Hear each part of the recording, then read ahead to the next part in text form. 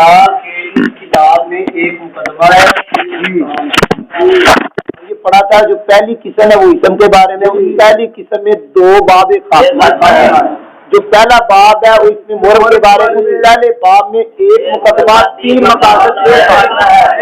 مقدمہ میں 4 فصلیں وہ پڑھ لی، اللہ کے فضل و کرم سے مقصد اول پڑھ لی، اب ہم پڑھنے لگے مقصد ثانی، پھر آئے گا ثالث، پھر آئے گا خاتمہ، تو پھر آئے گا باب ثانی، تو پھر آئے گا خاتمہ، پھر کس میں اول ختم ہوگی انشاءاللہ، لگتا ختم ہوگی انشاءاللہ۔ تو مقصد ثانی منصوبات کے بارے میں تو اسماء منصوبہ 12 ہیں، جیسے ہم نے پڑھا مرفوعات کتنے 8، منصوبات کتنے 12، اگر کوئی منصوب ہوگا تو 12 میں سے ہوگا، اگر 12 میں سے نہیں تو تابع ہوگا، مرفوع ہوگا تو 8 میں سے ہوگا، اگر 8 میں سے نہیں تو تابع ہوگا۔ تو یہ 12 وہ منصوبات لکھے ہوئے کون کون سے؟ مقصد ثانی منصوبات کے بارے میں اسماء منصوبہ 12 قسم پر ہیں، ان میں سے پہلا مفعول مطلق ہے، دوسرا مفعول به ہے، ان میں سے تیسرا فی ہے، لہو ماؤ حال ضمیر مستثنی، ان میں سے ایک ان اس کے اخوات کا اسم ہے، کان اس کے اخوات کی خبر ہے، ایسا ترجمہ کر لگا ول منصوب باللہ، اور ان میں سے 10واں 11واں ان 12 میں سے وہ اسم ہے جس کو نسب دیا گیا ایسے لا کے ساتھ جو لا نفی جنس کے لیے، جی یہ ترجمہ کیا الذی نصیبہ الف لام اللہ کی معنی وہ جس کو نسب دیا گیا ایسے لا کے ساتھ جو لا نفی جنس کے لیے ہے، نہیں کہنا کیونکہ صفت پر رہی ہے۔ اچھا 12 میں سے 12واں ایسے ما لا کی خبر ہے جس لا ما لا کو لیسا کے ساتھ ہے، نہیں کہنا کیونکہ مشبہ تین ما لا کی صفت سمجھ آئی۔ استاد شرف صاحب نے نومیر کے حاشیے شروع میں لکھا اللہ کے نام کے ساتھ شروع جو بہت مہربان رحمت والا ہے، نہیں کہنا کیونکہ مخصوص صفت کے ترجمے میں ہے نہیں۔ اچھا میں نے پڑھ دیا جی، پڑھ سلمان آگے المفعول المطلق وهو مصدر، پڑھ المفعول المطلق وهو مصدر بمعنى فعل مذكور فيه۔ مفعول مطلق وہ مصدر ہے جو ایسے فعل کے معنی میں ہو جو فعل مصدر سے پہلے ذکر کیا گیا ہو۔ نمبر 1 یہ سمجھ آیا مفعول مطلق مصدر، اور نمبر 2 یہ سمجھ آیا کہ اس سے پہلے فعل ہوگا،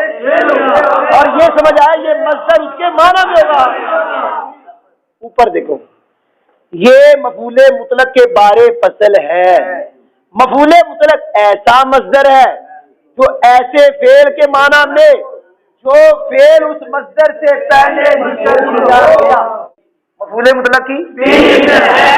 نمبر 1 تقییدی، نمبر 2 نوعی، نمبر 3 عددی، یہ 3 قسمیں ہیں۔ جو تقییدی ہوگا اس کا معنی مصدر والا ہی ہوگا بس، اور جو نوعی ہوگا اس میں تھوڑا سا اضافہ ہوگا، اور عددی میں بھی ساتھ اضافہ ہوگا۔ میں نے کہا میں بیٹھا بیٹھنا، میں بیٹھا یہ تقییدی ہے، میں بیٹھا سپاہی کے بیٹھنے کی طرح، تھانے دار کے بیٹھنے کی طرح، وہ تھانے دار تو تھانے دار میں تو تھانے دار ہی ہوتا ہے تو وہ بیٹھنے کا انداز وہاں یہاں ویسے لکھا میں بیٹھا قاری کے بیٹھنے کی طرح۔ تو بابا ریاض ساڈا قاری ہے نا، وہ آگے کا ساڑی نقل آ رہے پاندنے میں بینچ قاری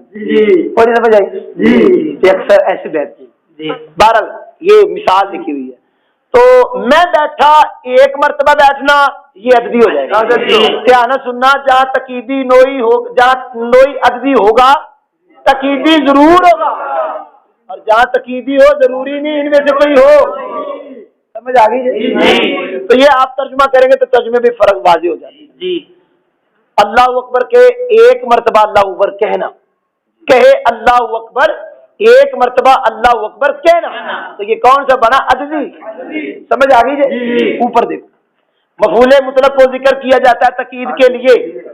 اس کی مثال ضربت ضربن کی مثال میں ہے۔ مفعول مطلق کو ذکر کیا جاتا ہے نو کے بیان کے لیے، اس کی مثال جلست الجنس القاری کی مثال میں ہے۔ مفعول مطلق کو ذکر کیا جاتا ہے عدد کو بیان کرنے کے لیے، اس کی مثال جلست جلستن جلسہ صحیح اور جلسہ۔ ہاں جو نوعی ہوتا ہے نا نوعی، اس کی بھی یہ بھی پہچان ہے کہ آگے اس کی اضافت ہوتی ہے یا اس کی آگے صفت آتی ہے۔ مفعول مطلق یہاں یکون کے ساتھ قد لگانا ہے، کئی کتابوں میں لگا ہوا ہے۔ مفعول مطلق تحقیق کبھی فعل مذکور کے لفظ کے غیر سے ہوتا ہے، مطلب ہم لفظ نہیں ہوتا تو ہم کہتے ٹھیک بات ہے، ہم نے کہا ہم لفظ ہو، ہم مانا ہونا ضروری ہے، ہم لفظ ہونا ضروری نہیں ہے، ہم مانا ہونا ضروری ہے۔ قعدت جلوسا ہم لفظ نہیں ہے، ہم مانا ہے، اور دونوں مجرد کے ہیں۔ انبت نباتا دونوں ہم لفظ یوں نہیں ہے کہ باب ایک نہیں ہے، پتہ نہیں میں نے کیا کہہ دیا، یا باب ایک نہیں ہے، انبت افعال ہے، نبات مجرد ہے، تو پھر ہوا کہ ہم لفظ نہیں۔ چلو جو اوپر دیکھو، تحقیق کبھی اور یکون قد کہیں سے لگا ہے تو کہیں سے نہیں لگا، لانا ہے۔ مفعول مطلق فعل مذکور کے لفظ کے غیر سے ہوتا ہے، اس کی مثال قعدت جلوسا وانبت نباتا۔ جواب فقول القاضي خير مقدم اكرم تقديم خير مقدم ووجوبا سمان له ساكن وشكرا محمدا وراعيا افاق الله ساكن وشكرا شكرا محمدا حمدا وراك الله راعيا۔ دو قاعدے یہاں پڑھے، دو قاعدے پھر اوپر دیکھ رہے ہو اللہ کے بندو، مفعول مطلق کے فعل کو قرینہ کے پائے جانے کے وقت جوازی طور پہ حذف کیا جاتا ہے۔ پہلا قاعدہ یہ ہے، یہ مثال پڑھا لگا، تیرا مقول کوئی نہیں لگی سمجھے، اور بمانا مقول، تیرا مقول تیرا بولا ہوا، یعنی خیر مقدم، اور کنے واسطے بولا ہوا جو آیا، جو اس کے لیے تیرا بولا ہوا، کی بولا ہوا مقول، وہ کی ہے خیر مقدم، یہ جرا خیر مقدم ہے، یہ مفعول مطلق ہے، اس کا فعل حذف کرنا جائز ہے، جائز، اور قرینہ یہاں موجود ہے کہ وہ جدو آ گیا ہے، وہ جدو نال قدیم کا نہ آکھو گے ویسے مانا سمجھ آ گیا، ایک بندہ تواڈے کول آ گیا ہے تے پھر تسی اونوں قدیمتا آکھو کہ نہ آکھو گے گل تے پھر بھی سمجھ آ گئی، یہاں قرینہ موجود ہے، قرینہ کیا ہوا آ گیا ہے، وہ فٹ نہیں ہویا، اچھا جی یہ خیر مقدم مفعول مطلق ہے، یہ فعل کیڑا قدیم تھا، تے قرینہ میں تانوں سمجھا رہا جدوں آ جی گیا تے قدیم تا نام نہیں آ کے مانا تے سمجھ آ گیا۔ ہن سوال ہے خیر مقدم بنایا مفعول مطلق قدیم تا دا، تے قدیم تا دا مانا تو آیا یعنی آنا، تے خیر دا مانا بہتر، یہ مفعول مطلق کیویں بنا؟ یہ دو جواب، نمبر ایک خیر مقدم مفعول مطلق ہے، اس سے پہلے موصوف مقدر ہے قدوم، یعنی یہ مفعول مطلق خود نہیں ہے اپنے موصوف کے اعتبار سے۔ دوسرا جواب بڑا پیارا، توجہ نہ سننا، خیر ہے اس میں تفضیل، خلاف قیاس اخیر سے خیر بنا ہے اس میں تفضیل، اور یہ کیا ہو رہا ہے مضاف، قاعدہ ہے جو اس میں تفضیل مضاف ہوتا ہے اس کا حکم مضاف الیہ والا ہوتا ہے، تو یہاں خیر کا مضاف الیہ کون ہے؟ مقدم، اور مقدم اور قدیمتا کا معنی ایک ہے۔ یہاں سے ہم نے ایک مثال ڈھونڈی، یا مثال تو تھی اس کی ترکیب ڈھونڈی، جب کوئی پیسے مسجد میں دیتا ہے تو دعا دینے والا اس کو یوں کہتا ہے جزاک اللہ، آگے کئی پڑھ جاتے ہیں احسن الجزا تو کوئی کچھ پڑھ جاتے ہیں، تو جزاک اللہ آگے پڑھنا ہے احسن الجزا، کیا پڑھنا ہے؟ کیونکہ احسانہ اس میں تفضیل اور آگے کیا ہو رہا ہے مضاف، اور اس میں تفضیل جو مضاف ہو اس کا وہی حکم ہے جو اس سے مضاف ہے، تو اس کا مضاف الیہ کون ہے؟ جزا، اور جزا اور پچھلا فعل جزا ہم مانا، لہذا احسن الجزا یہ مضاف الیہ مل کے مفعول مطلق، اس کا جزا فعل مفعول مطلق کے فعل کو حذف کیا جاتا ہے وجوباً سماعی طور پر، وہ زور جان کے لا رہے ہوں کہ یہ سمجھے تھکے نے، تھکے تجھے کوئی نہیں، اللہ کا فضل ہے، لوگ کام کرتے تھک دے نہیں، مولوی پڑھانا کیوں تھکے، وہ سمجھ نہیں لگی؟ مفعول مطلق کے فعل کو حذف کیا جاتا ہے وجوباً لیکن سماعی طور، وہ قافیے میں قیاساً بھی ہے لیکن یہاں پر سماعی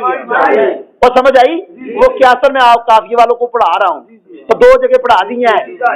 وہ دو پڑھا دی ہیں، لیکن یہاں داتنا میں صرف سمان کا ذکر ہے، سمجھ آ گئی جی؟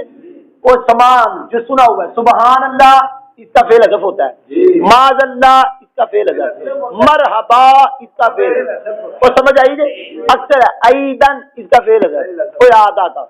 چلو اوپر دیکھو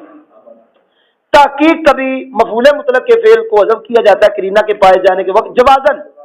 جیسے تیرا مقول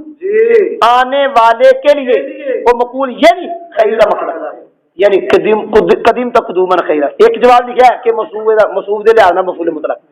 اور مفعول مطلق کے فعل کو حذف کیا جاتا ہے وجوباً سماعی طور پر. اس کی مثال سکیان، شکرن، حمدن، راجن. انہاں دا فعل کڈیا سکیان دا سکاک اللہ سکیان، شکرن شکرتو کا شکر، حمدن حمدتو کا حمدن، رائن رعاک اللہ رائن. یہ ساری اکثر دعائیں ہیں سوائے شکر تو شکرن حمید تو حمدن، بقایا ساری دعائیں.